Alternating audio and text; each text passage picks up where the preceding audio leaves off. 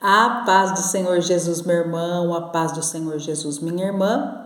Vamos para a nossa lição de número 11. O espírito humano e as disciplinas cristãs. Glória a Deus, aleluia. Vamos para a nossa introdução. Tenha em mãos aí a sua revista e vamos para a nossa introdução. Como o corpo precisa ser alimentado e exercitado todos os dias, o espírito precisa de disciplinas diárias para o seu fortalecimento. As principais são a oração, o jejum e a meditação na palavra de Deus. Vamos para o nosso item 1, a piedade e as disciplinas cristãs. Exercício corporal e piedade. Escrevendo a Timóteo, Paulo apresenta um paralelo entre o exercício corporal e a piedade, porque o exercício corporal para pouco aproveita, mas a piedade para tudo é proveitosa, tendo a promessa da vida presente e da que há de vir. O apóstolo não estava desconsiderando de forma absoluta o valor do exercício corporal. Aliás, o labor físico de Paulo era constante em decorrência das suas longas e constantes viagens, como também Jesus fizera.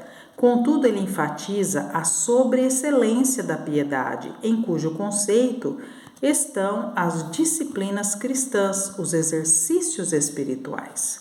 Enquanto os exercícios corporais têm algum valor apenas para esta vida, a piedade nos traz benefícios nesta vida e na eternidade.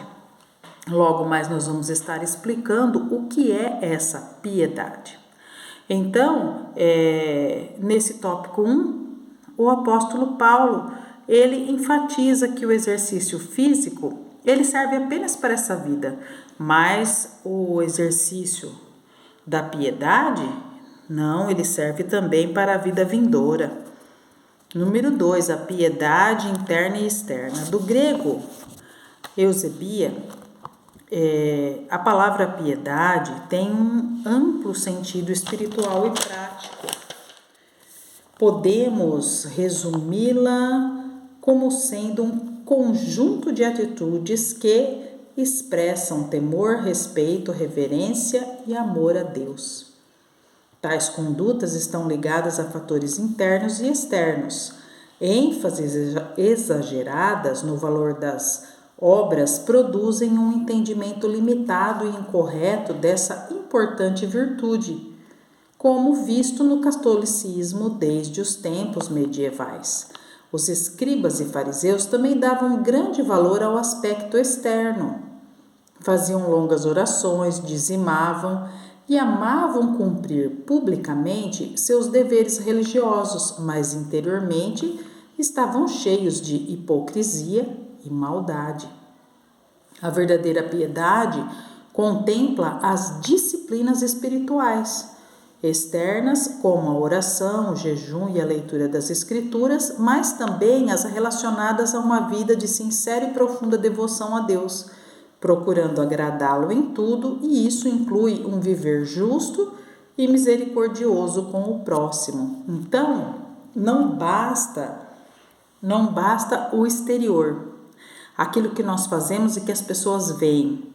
É preciso que cultivemos também o interior, aquilo que se passa entre nós e Deus, a nossa comunhão com Deus. Piedade e discrição. A prática das disciplinas espirituais não combina com o exibicionismo. Jesus advertiu seus discípulos que fossem discretos quando orassem e jejuassem. Quanto ao jejum, aconselhou ações concretas para não dar sinais de estar jejuando. Quando jejuares, unge a cabeça e lava o rosto, para não pareceres aos homens que jejuas. O que dizer dos que proclamam seus jejuns, inclusive nas redes sociais? Como Jesus enfatizou, se buscarmos glória humana, nossa recompensa se resumirá a um reconhecimento efêmero, sem valor algum diante de Deus. O anúncio do jejum somente convém ser feito quando sua prática for coletiva. Ainda assim, de preferência apenas entre as pessoas envolvidas com o propósito. Então, é aquilo que a palavra nos diz, né? Se nós fazemos algo para chamar a atenção dos outros e somos por isso reconhecidos, já recebemos nosso galardão. No entanto, se fazemos em secreto, quem nos galardoará será o próprio Pai. Glória a Deus, aleluia. Sim, as pessoas buscam notoriedade, fama, né? Um reconhecimento passageiro, efêmero é passageiro. Glória a Deus. Vamos para o tópico 2, o desafio das disciplinas espirituais, analogia do corpo. Não é fácil manter uma rotina de exercícios físicos. É difícil, hein? Quanto menos se exercita, menos se quer exercitar. E quanto mais tempo parado, pior fica. A retomada costuma ser um processo doloroso e geralmente impõe limitações, impedindo que se alcance um estado ideal de mobilidade. Assim acontece também na vida espiritual. Quanto menos oramos, jejuamos e lemos a Bíblia, menos queremos fazê-lo. E a vida espiritual vai se enfraquecendo. Os momentos vão se tornando mais lentos e curtos, há risco de atrofia e paralisia. O escritor aos Hebreus adverte: portanto, tornai a levantar as mãos cansadas e os joelhos desconjuntados. Hebreus 12:12. A linguagem é metafórica, né? Mas às vezes a fraqueza do espírito é tão profunda que é sentida no corpo. A Bíblia nos recomenda reagir. Sim, irmãos, melhor forma da gente não experimentar essa letargia causada pela ausência de oração e meditação na palavra é nós mantermos uma rotina diária de leitura da Bíblia, de oração, né? Eu procuro fazer isso, ler, orar todos os dias, meditar na palavra todos os dias, né? Para que possamos alcançar êxito. Apatia, engano e pecado. A diminuição da prática da oração, do jejum e da meditação nas Escrituras causa a perda de discernimento e sensibilidade espiritual. Nossa, isso é terrível, irmãos, e super importante. Super importante. Por quê? Agora o comentarista vai explicar. As crenças profundamente bíblicas antes consolidadas, aos poucos vão se tornando superficiais, até serem substituídas por filosofias e vãs sutilezas.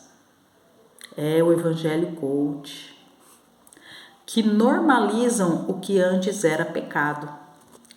Então, no início, tínhamos total clareza acerca do que é pecado.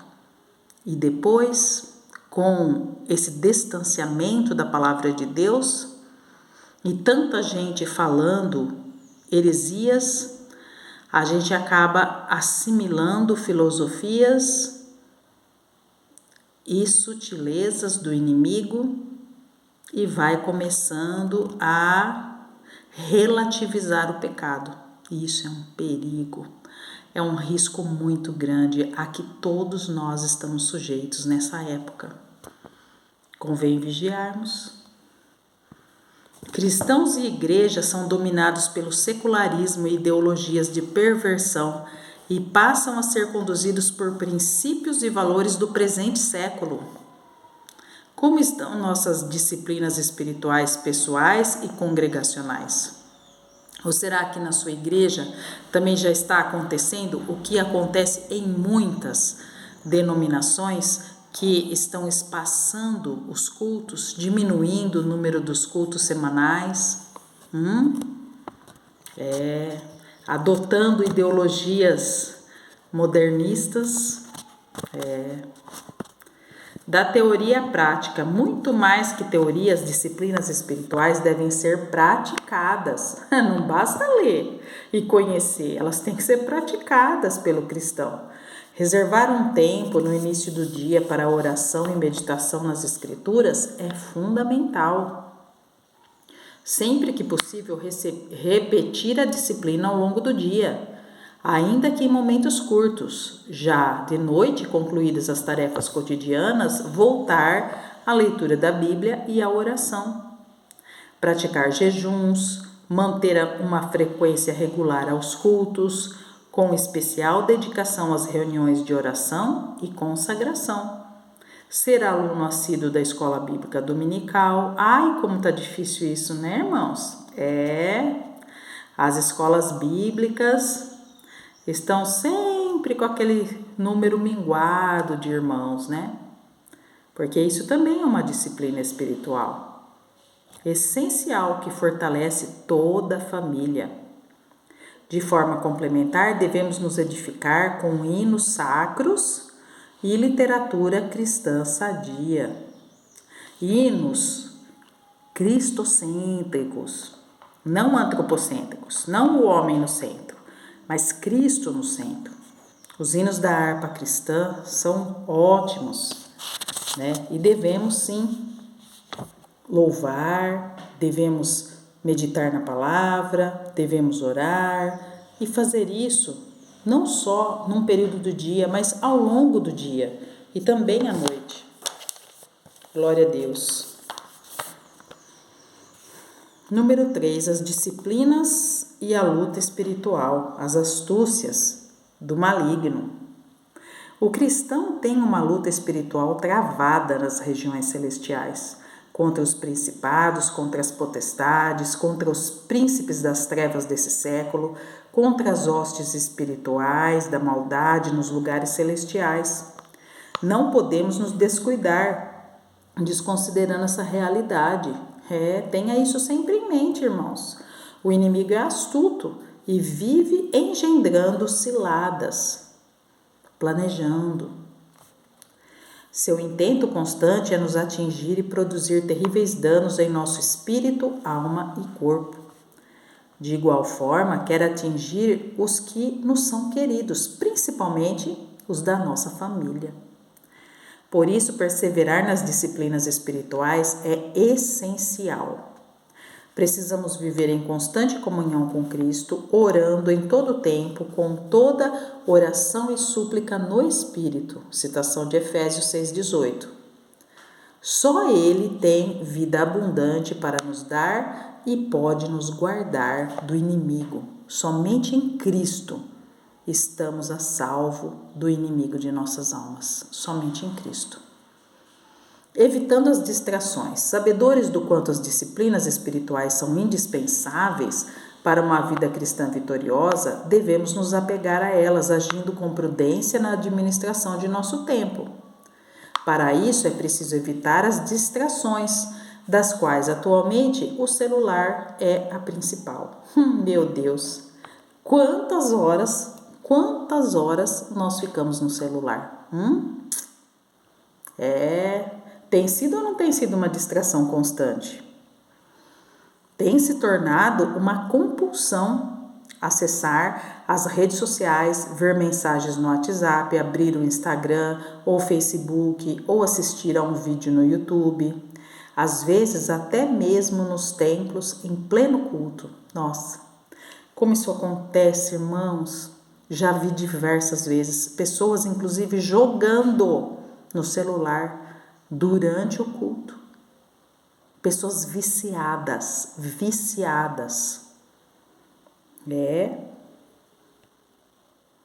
Cristãos.